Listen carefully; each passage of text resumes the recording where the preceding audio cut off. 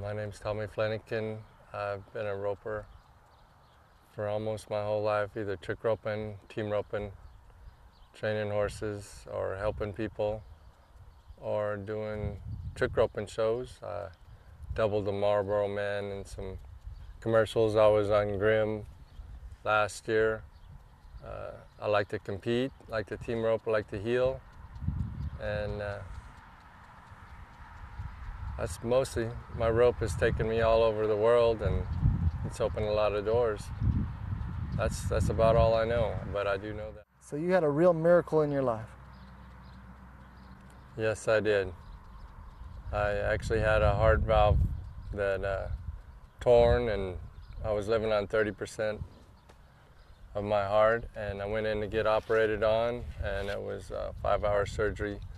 Basically went wrong, ended in 12 hours, and when they put me back together to shock me, I wouldn't come back, and they let 3 strong Christian people come in my room and pray over me, and I started moving after 30 minutes of no oxygen, no nothing. I was just laying on a bed with tape over my eyes, and they had enough faith not to be crushed by seeing me in that situation with tape over my eyes. I mean, I looked terrible, cuts all over me, tubes and everything, I'm sure, but they spoke life over me and had no doubt.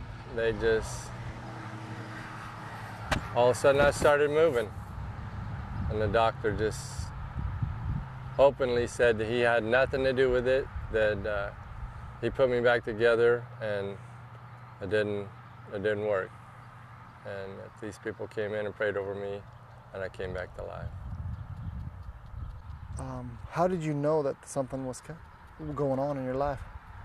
Well, I disregarded a day where I had a sharp pain in my back. It was like a knife that actually just knocked me to my knees, and I leaned up against a Powder River gate in pain like unbelievable. And apparently that was my valve.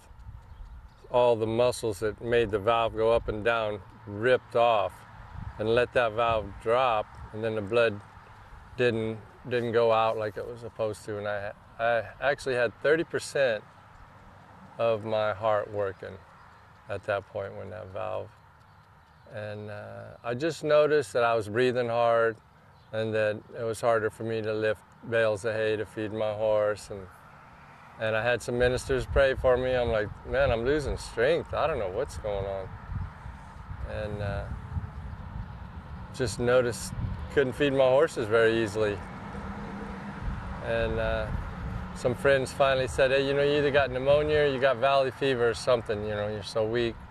We just want to take you in for a casual checkup, you know, nothing big. So then I went to the hospital, and that's when they realized it was more than what I thought. They wanted to put me in the hospital right then. I asked them if I could have one more meal at Cracker Barrel before I go. So they let me. But when I came back, you know, they kept me in the hospital. It was scary. I'm not used to being tied down to a bed and having all these instruments put on me and in me.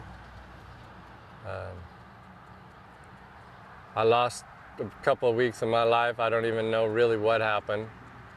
I see pictures of what it looked like. I had a couple of visions while I was knocked out or dead, I'm not sure. And then they operated, and we just didn't know. So after you were raised from the dead in a few months, and you know, you were fighting through the fog, what's life been like since that experience? Well, my best definition of that is I was speaking at one of the churches, the people that prayed for me, and I said, I died a roper, and I came back somebody wanting to do something for the Lord. That's probably my best. I realized that what I did was, it was cool, but it wasn't, I had it really high up here, and it's not up there. God's number one, and I can use these gifts that I have to open doors, but it's hard when you get where you rope pretty good and you're pretty handy that you got to deal with pride on a daily basis. People tell you, man, you're cool, man, that's cool, and pretty soon you're like, yeah, I am cool. And so I'm real careful with that.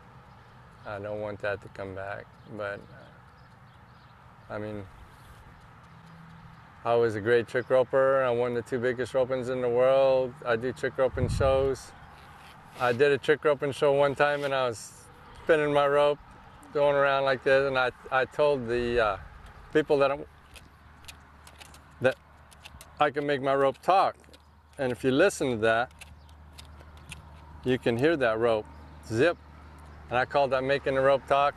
So I was up there telling them how cool I was and that I could make the rope talk. And as I said that, a voice said, if that rope could talk, it would tell you to be a Christian. I just sat down right in the middle of my trick roping show, asked my son to go ahead and do a few tricks for a while. I'm kind of going to take a break because there was nobody behind me. I was facing the grandstand, totally empty arena behind me. I kind of looked back, like, oh, that's what I thought, nobody back there. So God, He showed Himself to me. He's prompted me to use my gifts in a different way. So what's your plan from this moment forward? From this moment forward, I'm gonna pray a lot more. I'm gonna speak in tongues a lot more. And I'm gonna work with Travis and whoever else wants to use my talents. And I'm still gonna compete maybe a little bit, and I'm gonna still train horses a little bit. But I feel like that's about 3rd place. I think I got a couple things way ahead of that. I think my wife and I prayed for a guy, and he accepted the Lord in Arizona. And I told Travis, I go, I'm on the scoreboard. That's the scoreboard now. And I also had a dream one time, not too long ago, that the crowd that I had been performing for was a different crowd. And the crowd that I was performing for now was going to be when I died and go to heaven, there's going to be a crowd of people there that say, you didn't give up on me. You kept trying. Even though I laughed at you and told you whatever. You didn't give up on me, and I finally accepted the Lord, and here I am. And that's the crowd that I'm talking to now. I think those are good choices. So for ropers or cowboys that are watching, what would you say straight up to them? What would I say to a roper that was like me? I've been as cool as you can be, and it doesn't do it. It does not do it. You don't have peace, and that having peace, being able to lay down and sleep, and just help your friends and know that they're not going to go to hell. I mean, that's the real competition right there. No doubt about it.